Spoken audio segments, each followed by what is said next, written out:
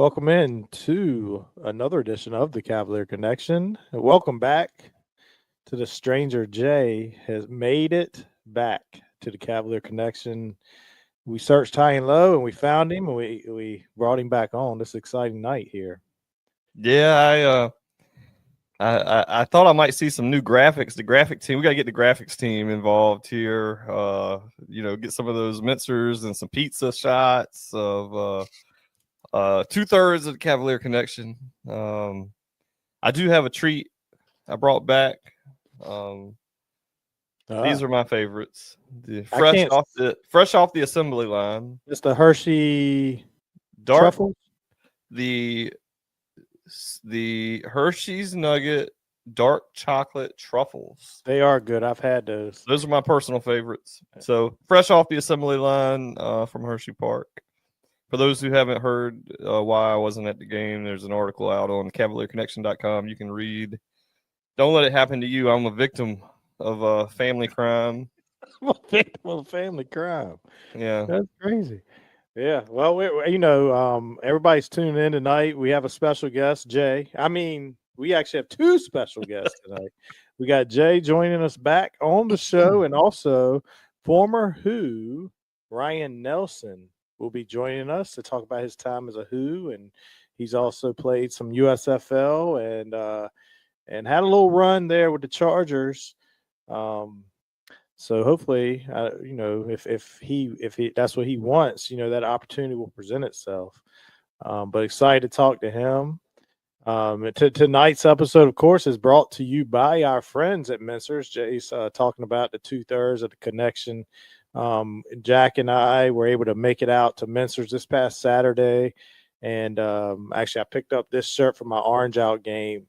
The place was hopping, Jay, hopping. I mean, we were going to shoot a video, but you couldn't get anywhere in there. There were so many people in there. I would guesstimate, and the size of the store. I mean, there was probably 100, 150 workers in there. I mean, not workers, people, maybe 100 people in there at one time.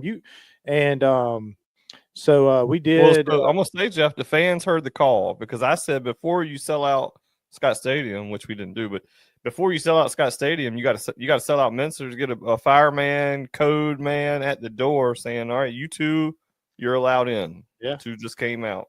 That's right. And you're waiting like you're in the club back in the day to get in there. Yeah, no, it was jumping, and so we went in and we looked around. Of course, we had some gear, and the one shout out tonight I did want to give to them was I waited to the last minute because we had an order already put in, and then I waited to the last minute. I was like, I want to order another shirt. So the deals were great. And if you see our pictures, I mean, some of the pictures, the pricing was really good on that orange gear. And so I placed an order online Saturday morning for the 6 o'clock game. My brain says I'm going to pick this shirt up and I'm going to wear it to the game. Well, I get the email from Mincer saying your order will be ready for pickup tomorrow, Sunday, August 31st. I'm like, you got to be kidding me. So I go online. There's nowhere to cancel. You can't cancel. There's nowhere to cancel the order. So because my thought was I'll just cancel the order. I'll go there and I'll pick it off the rack. Yeah. So I called the store, and the gentleman that answered the phone, I told him the situation. I was like, I just really need to cancel this. I'm just gonna, I wanted to wear it today to the game. And super nice, great customer service. He said, what's your order number? What's your name? He said, we'll expedite that. We'll have that ready for you when you get here. What time are you gonna get here? I said, I'll probably be in there about 3:30. I got there, I got in line, and my stuff was there. So great customer service, great options. You can't speak higher of a local Virginia apparel shop. So you guys need to go check them out as well. I know Orange Out's done, but we got William and Mary coming up in a couple of weeks. Go get your gear. I think that's a whiteout. If I may be mistaken, but I think that might be the whiteout. Yeah. Well, I've got a white one from Mincers as well. So go check them out. My experience was great again. And Jack walked out with 2 bags. We got some pictures, and it was a great experience. So super happy with my gear. Myself and Shannon and Mason and Jack, everybody picked up gear. So Awesome. check them out. Today, we are excited to welcome a special guest to the Cavalier Connection. He was a rock on the offensive line for Virginia, starting an incredible 49 straight games during his career. From protecting Bryce Perkins during that unforgettable 2019 run to battling in the trenches against the ACC's best, he was a steady presence for the Hoos.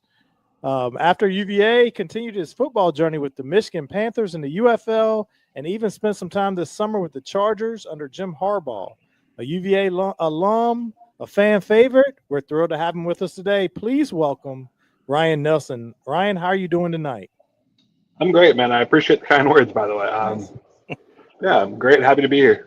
We're happy to have you.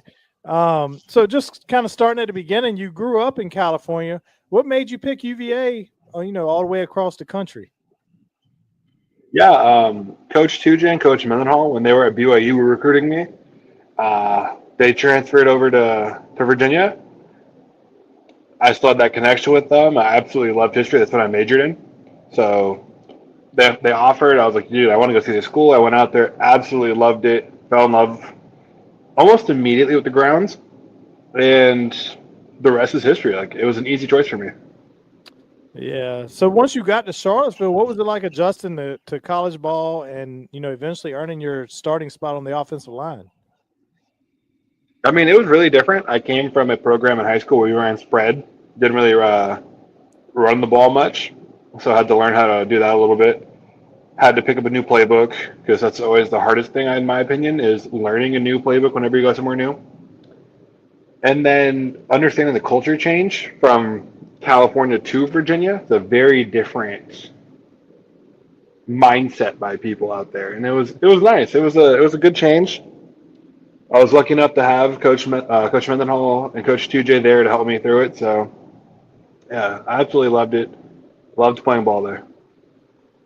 So Jeff kind of mentioned it. You started 49 straight games. I can't say for sure, but I got to think that's a Virginia record. How did you stay so durable, especially at your position where guys get dinged up all the time, and just your consistent play? I mean, how do you do that for that many games in a row? Yeah, it's actually we have a funny saying in my family. It's mama didn't raise no. So you kind of just deal with it. And then I came from a military family, and my dad is one of the people I look up to. He was a Marine, and absolutely nothing stops that man. So I'm sitting here like, I watched him go through knee surgeries, hand surgeries, shoulder surgery, everything you can think of. And I'm like, how am I going to let an ankle or a wrist keep me out of a football game? Right. And then that's when my mindset is playing my entire career is like, people literally dream of playing D1 or playing professional ball at any level. Why am I going to be like, my ankle hurts today, I'm not playing? Like, no. People want to see you play. People want to see the best on that field at the time. So why would I ever sit out of a game? I mean, yeah, you get dinged up. You play the offensive line. My favorite thing is fingers and toes don't count. So. Yeah, that's incredible. There's probably a laundry list of injuries that you played through, but you got to block for what a lot of people would say is probably the greatest quarterback in Virginia history, if not definitely top three.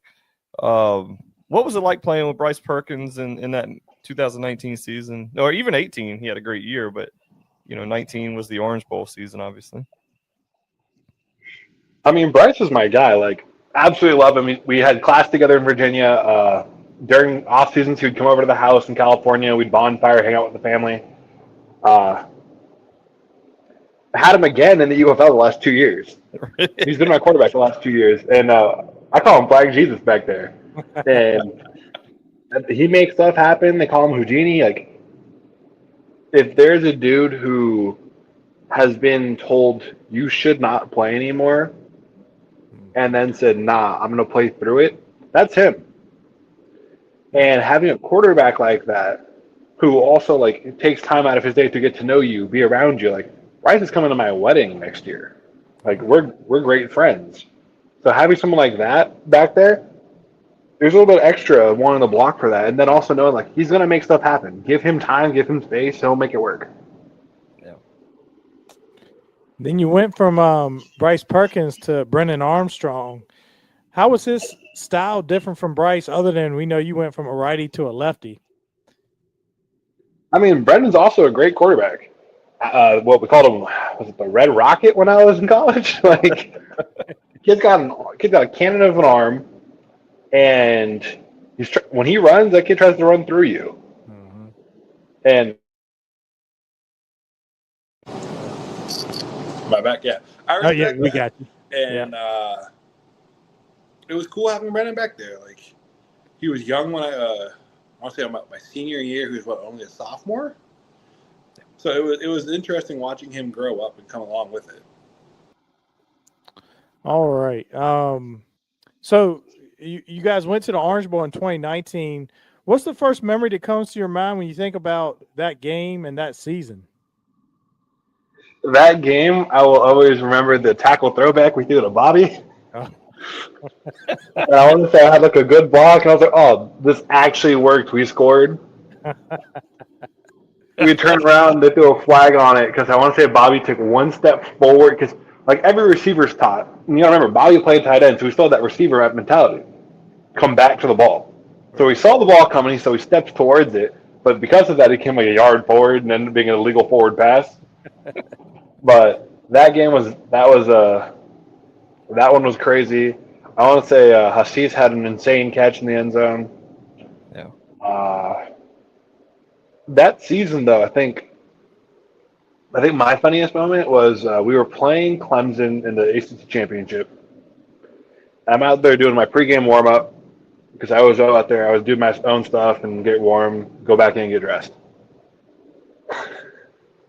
And that was like what, Trevor Lawrence's first year, maybe second year. That's the year they won it all. Yeah. Yep. He runs by me while I'm warming up. Like, wow, tight ends are out really early. I look over, I was like, never mind. Big ass quarterback. Yeah. Yeah, I went and saw the Commanders play the Colts when Luck was playing, and when he came out with Jacoby Brissett, I was like, "Holy cow! Their quarterbacks are huge." Yeah. I mean, I was with the Chargers just like this summer. Herbert's massive. That's a big dude. Yeah. He could definitely play some tight end, and Oh yeah, no doubt. Yeah. So you mentioned the left tackle pass. It's funny you mentioned that because that was my next question but not about that one, about the one against Virginia Tech. When that call came in, what do you remember from the huddle? no, we all remember that. What was your reaction? So the call comes in, and Brennan calls the play. The O-line kind of stops. We look at him and go, "What?" And he was like, "Dude, that's what he's calling." We're like, "All right." Oh. So we start, and then I remember looking over, and I was like, "Man, they're in a 3-man rush, and they're not really rushing. They're just kind of trying to contain. There's a chance this ball doesn't even get out." I was like, "They're going to cover Bobby." I'm like, what are we doing here? Yeah, I was up in the upper deck. Me and Jeff were actually together, sitting in the upper deck, and I honestly felt like they didn't want to score too quickly. Like on first down of that particular set of downs, Brennan ran, and I felt like he could have gotten more yardage than he did, but he got down. It was like a 2nd and 6, maybe. So, it looked like he could have picked up more, and it was almost like the coaches were just trying to stall. I think you ran it maybe on 2nd down, kind of got stuffed or something, incomplete pass. I don't remember exactly, but I remember thinking, man, we went right down the field, and then it was like we want to run clock before we score to leave them, not much time. That was something. Yeah. I can only imagine how y'all were feeling on that play, and I hope people were kind towards you. I know a lot of people weren't kind to the coaches after that, but you played under Bronco. Obviously, that was like his last game at UVA. What was he like off the field, and how did he have an impact on you? Oh, Coach Mendenhall is one of my favorite people on the planet. Yeah. Like he very much, that man cares. And that man cares about you tremendously. And whenever fans would say anything negative about him, I'm like, dude, it's almost like having like a dad or a grandfather figure that loves you unconditionally, and then watching someone who has no idea what's going on speak negatively on that person. Like I was talking to my dad about this earlier. So many fans are the arm wrest coaches that have no idea. There's no idea. Like, wow, why are they doing this play? Why are they doing this? And there's a million things as a player that I see that I understand why we're doing it. As a coach, they understand why we're doing it. But then you're telling me Johnny Nobody over here watching TV, who's never even sniffed a field, is telling one of the best coaches of all time how to do it. Yeah. Like, come on. But Bronco is amazing. Like I spent so much time at Bronco's house. I remember sitting down with him, telling him I was like, "Hey, I'm going to declare for the draft. Like 5 years of college is enough. I already have my master's. Nothing else I want to do here." Yeah. And him being like, "Yeah, you've done all you could. You made a great name for yourself, especially in this community. Like, go out and chase it, and just keep chasing the dream." And I was like, "Yes, sir." Yeah. Every once in a while, he'll text me, either before like a UFL game or when I got signed by the Chargers. He hit me up. Like, that man cares about you. And once you're one of his people, he cares about you forever. That's awesome to hear. I think that's the whole staff, actually. The whole staff is the same way. I was gonna say, yeah, the offensive line coach, and now I can't say his name, but I know he's at NC State now. Everything I see, he seems like he's a beloved person as well. So, and one of the things I think Jay and I benefit from doing this podcast now for a little over 2 years or 2 years. We were probably a couple of those idiots, out in the stands. We had no clue. And so, we've got to meet the players. It's changed. Well, I shouldn't throw Jay like that. I'll throw myself under the bus. You can. But getting to meet the players and talk to them and getting to know these guys, it's definitely changed my perspective on everything. And I always knew I was an idiot. But, you get caught up in the moment. And then after you sit down and your wife tells you, "What are you fussing about?" You're like, you're right. I mean, like, I get it, too, because I'll see stuff, and I'm like, But as, like, a player, now I understand it, and I'm like, okay, here's the concept. Let's say the concept inside zone left. You're reading the backside end. Quarterback can pull it and hit a quick RPO. You're in the backside end, and you're like, oh, that play should have worked. But you're like, oh, he handed it, and it didn't go anywhere. As an offensive lineman, I'm like, yeah, he did the right read. He handed it. Right. Problem was, so-and-so missed their block. Right. And there's no worse feeling as a player because you're like, oh, that play would have hit. And you're like, oh, man, like, either you overstepped, you understepped, you whiffed. Right. Or even I've had someone like, I drive a dude and I literally drive him into the running back. And I'm like, oh. Right. But this, like, all it takes is one dude to mess up, especially on the offensive line, for a play not to work. Mm-hmm. But then everyone's like, why is the coach calling this? Why is this going on? Or my favorite one currently, is a stupid trend on social media, is people like, why do they run the ball at people instead of just going around everybody? Right.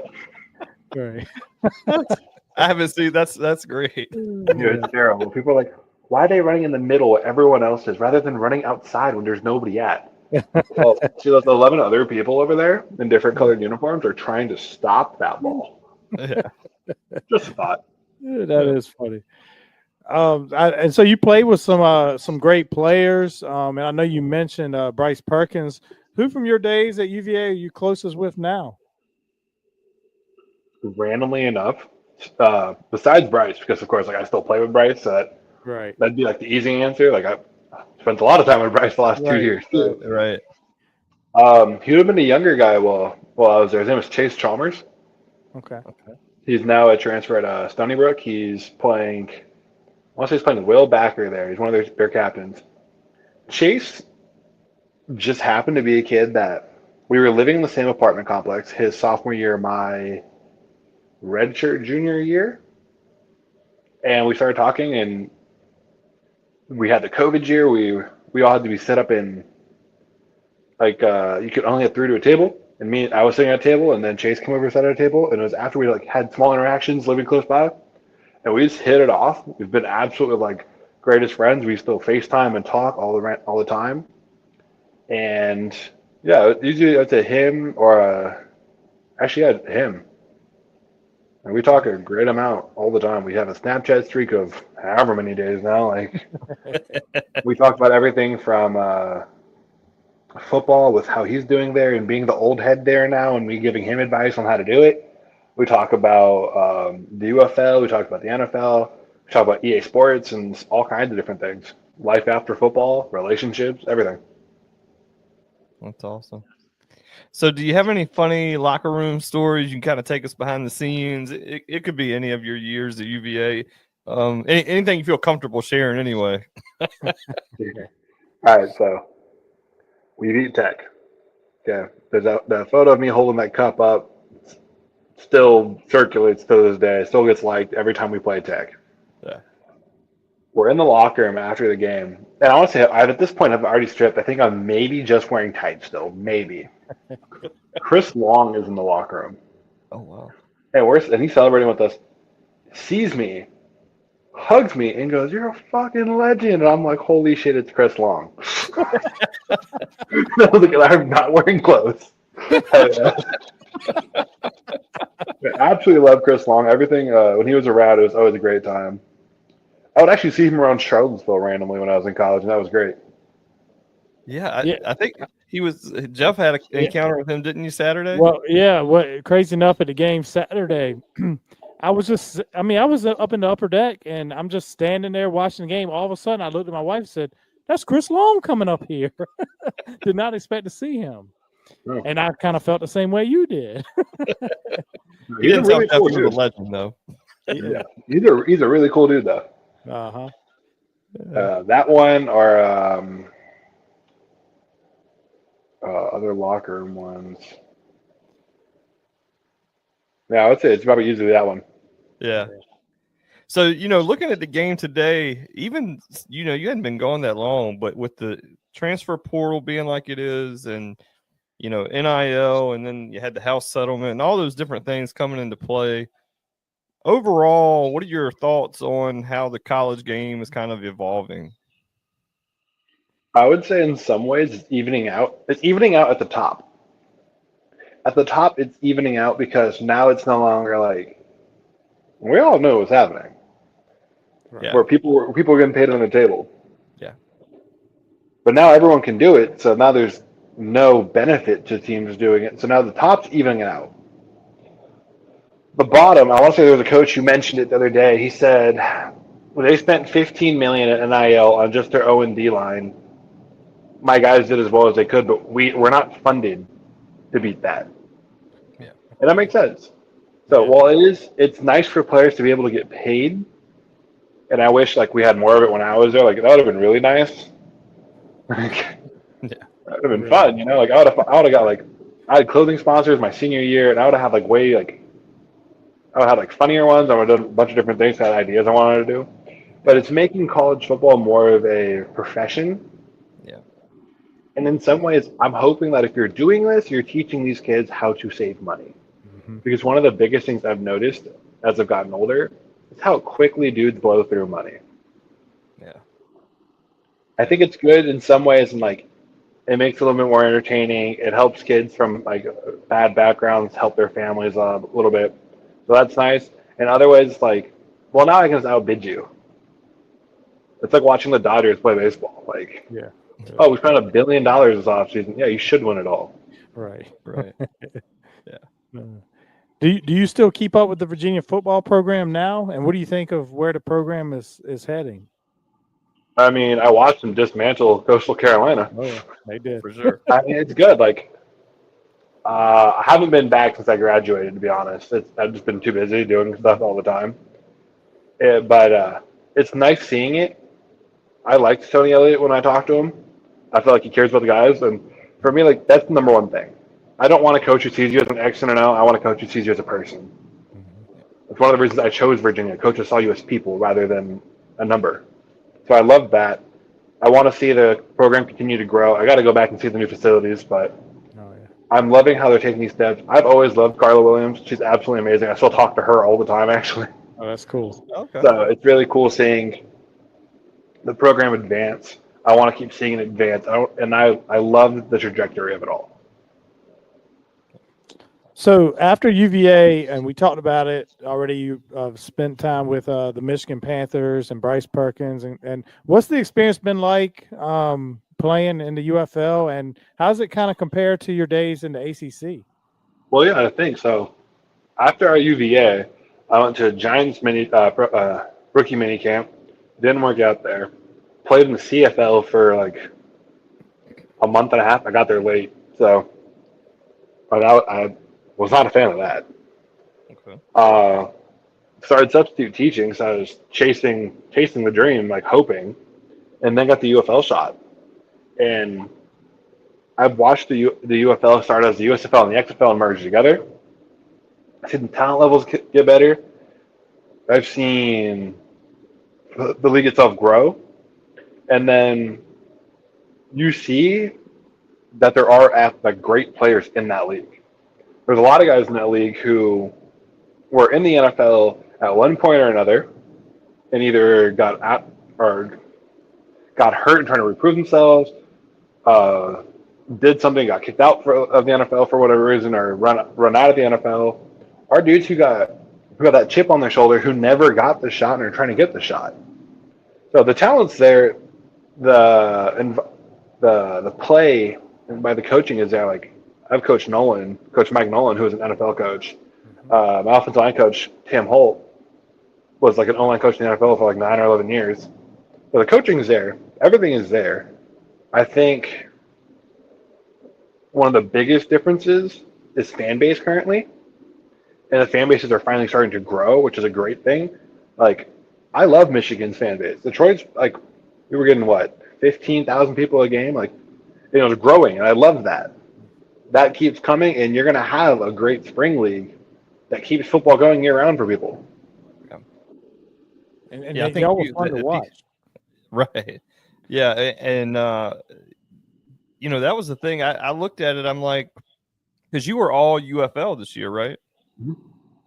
And I look at that, and I'm like, how when you were with the Chargers, I had you penciled in on the opening day. I didn't even think for a second that you wouldn't be on that. And so I'm sure it's probably a fresh wound. But if you could, how was being in that Chargers camp with Coach Harbaugh? And a lot of people like us, me and Jeff, we sit back and we watch from his days at Michigan and the 49ers and everywhere else he's been. But he seems like a gruff guy. How was he? And what was it like being in camp there? Coach Harbaugh's funny. Like he's a really funny, personable guy. Like you can talk to him about anything. Very detail-oriented, time-oriented camp. Not a lot of wasted time. Keeps you there doing something almost always. Playing-wise, it was a good experience. I enjoyed it. I think me personally, I haven't done right tackle in too long. That's something I need to personally work on. And with Rashawn getting hurt, that's something they needed, was someone who could swing in and play right tackle. So when they told me, hey, we need someone experienced doing this, that's the move we're going to go with. I was like, I get it. I'm not going to, as much as I want to be I feel like that should have been me, because every athlete's going to say that. And yeah, I thought it was going to be me. I think I could do it. I know I can do it. I understand the politics of the game as well. Understanding hey, you need a swing tackle. No one's going to be yep, unless I absolutely killed it at right tackle, which I know that's what I struggle with the most. The other three, left tackle, left guard, right guard, I can do, and I trust myself to do. Right tackle is what I'm rusty at, I need to work on more. So when they made that decision, I understood it. But I enjoyed it, and I enjoyed playing under Harbaugh and seeing how he is as a coach. And I don't regret that at all. Yeah. When do they solidify practice squad and stuff like that? And can anybody sign you off of to their practice squad or to the? I mean, I know the main roster. I'm guessing is that way, but like, do the Chargers have rights to you as a practice squad player, or how does that work? No, once you get waived, so I want to say within your first 4 years, they waive you. Okay, after that they can just release you. But let's say like for me, the Chargers waived me. They had 24 hours where anyone else could have taken me in the order of the wave line, and the wave wire is what it's called. No one took me, so the Chargers could have brought me back. But because they didn't, now anyone can take me. Okay. And if you're on a practice squad, you can only get signed by another team if they're trying to put you on their active roster. Okay. So that's how that works. It's I didn't know that till this year, and a lot of people don't know that. So helps explain it a little bit better. Oh yeah, for sure. And I mean, like I said, you're all UFL. I have no doubt. Like even if you're not on the roster today, like week 1 this weekend, somebody's getting hurt. Guard's going to get hurt. Tackle's going to get hurt. I can't imagine there's too many people, on the list to call before you. I mean, with your pedigree. So we're definitely rooting for you on that. Appreciate that. Who would you say is the toughest pass rusher that you've ever had to line up against? I mean, I had to try to block Khalil Mack during camp. That's a tough on a side that I'm not good at. Like my welcome to the NFL moment for me during camp was I'm at right tackle with one of our first padded practices. We're in San Diego. We're doing a team period, like team. It's like situation. Need a field goal. I'm like, all right, so we gotta cover some ground. I look over. I see Khalil Mack, visor on, sweatpants on, in full pads. I'm like, all right, well, it was gonna happen. It might as well happen now. I thought I ran him around. Sack. I'm like, damn. Okay. So next play, I'm like, all right, get out to him, then run him around. Sack. God. I'm sitting here, I'm like, yo. So, and the worst thing is my O-line coach, Coach Devlin, just goes, Khalil Mack, we're not worried about it. He can shut down practice whenever he wants to. And we're like, all right. Yeah, I was like, I went from in the UFL, I think I gave up 1 sack this year, maybe 2, to 2 in back-to-back plays to Khalil Mack. Back-to-back plays. It's Khalil Mack. You get a pass. So you got to think, he's what, 3rd in the active sacks right now, something like that? Yeah, definite Hall of Famer. Yeah. Oh, for sure. Really cool dude, too. That's nice. So on our show, speaking of another player with the Chargers, Jay keeps bragging about his fantasy football team. Did he make a smart pick going with Omarion Hampton? That kid is a freak. Very, very, very good player. Very quiet. Okay. So it kind of reminds me of Jordan Ellis. Oh. Yeah. Machine. Yeah, great pick. I like him. Awesome. I mean, I wish him well, I guess, except for when my team plays, Jay. But Jay's always got to swing this interview his way. Who would you say is the funniest or most underrated teammate you ever played with at UVA? Funniest or most underrated? It could be either one. I think it's been a while.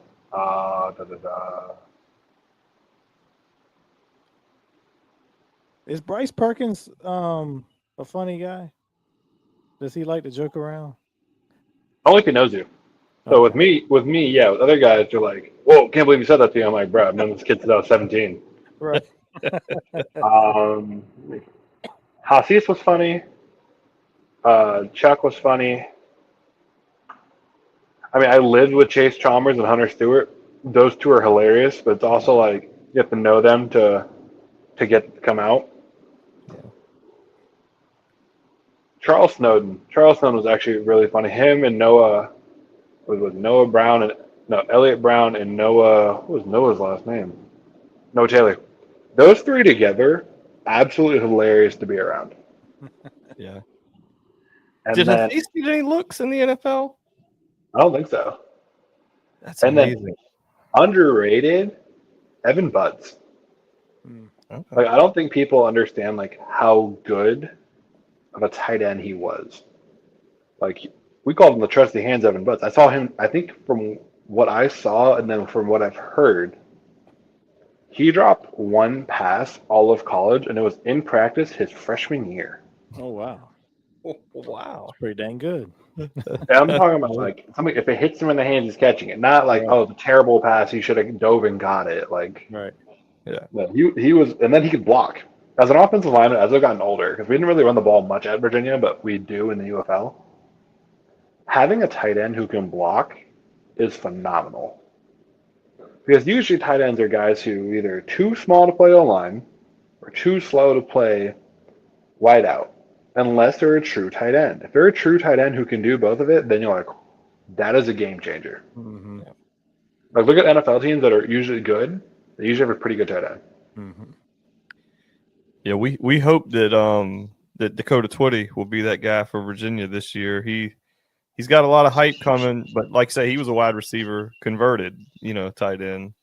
So we'll see. Yeah. If you could relive one game from your career, what would it be and why? I want to say beating Tech's too easy of an answer. Discuss. Yeah. The year before we beat them, we lost to them at Tech. And a lot of people are like, oh, I can't believe it. If you go back and change that last play, I want to say Bryce and JE had a miscommunication. Bryce wanted to pull it, and JE was trying to take it. Tanner Kelly was wide open in the end zone. And that's what Bryce saw. That one or Florida State, we had that thriller that went back and forth. That was a great one. I had one of my greatest college collegiate plays was in that game on the 2-point conversion. Mm-hmm. That was cool.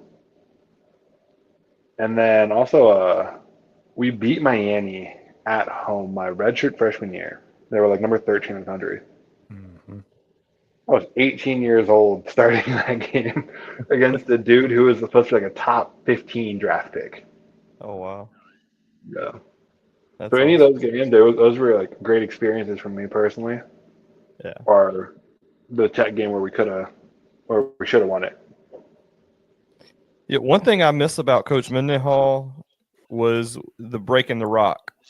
I used to love seeing those videos from in the locker room. Like when Coach Elliott came in, I'm like, I wish they would still do the rock. And when Coach broke the rock after y'all beat Tech, Mm-hmm. that is like one of my all-time favorite videos from inside of a locker room. That's from Coach Griswold, our strength coach. That was his thing. Okay. So Coach Grizz brought that with him from Arizona State, Mm-hmm. and he took it with him to SMU now. So that's from him. Okay. Awesome. Yeah, I thought that was great. That was always great. No, go ahead. No, so that was always great. Yeah. Mm-hmm. Yeah.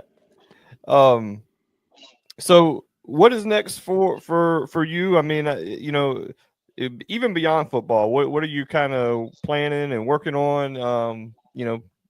Now that hopefully you'll catch on with another team, but what are the things that you do beyond football?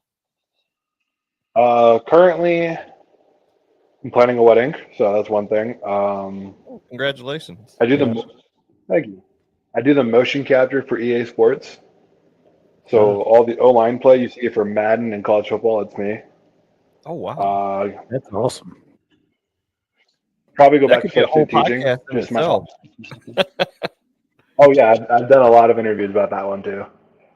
I substitute teach during the off season, mainly on days like when my fiance is like working, so I'm not just at the house bored out of my mind. Because otherwise it's just like working out all day long, maintaining weight or changing weight depending on what I want to do. Yeah, that's about it really. You should then, go on Kurt Binkert's podcast.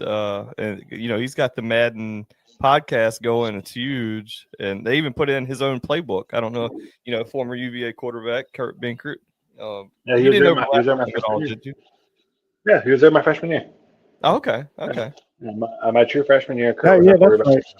Yep. And he was a cool guy. I mean, but his thing is he plays Madden. I Yeah. make Madden. Yeah. That'd be a great conversation, though. Yeah, so like we'll see stuff and like people like my teammates like, oh, let's play college football, let's play Madden or whatever, and then they're like, wow, why do you know all the runs? I literally spent hours of my life doing the blocking scheme. That's funny. So, down the line, do you see yourself maybe coaching one day, or staying involved in the game in some other way? Yeah, I mean, I definitely plan on coaching when I'm done playing.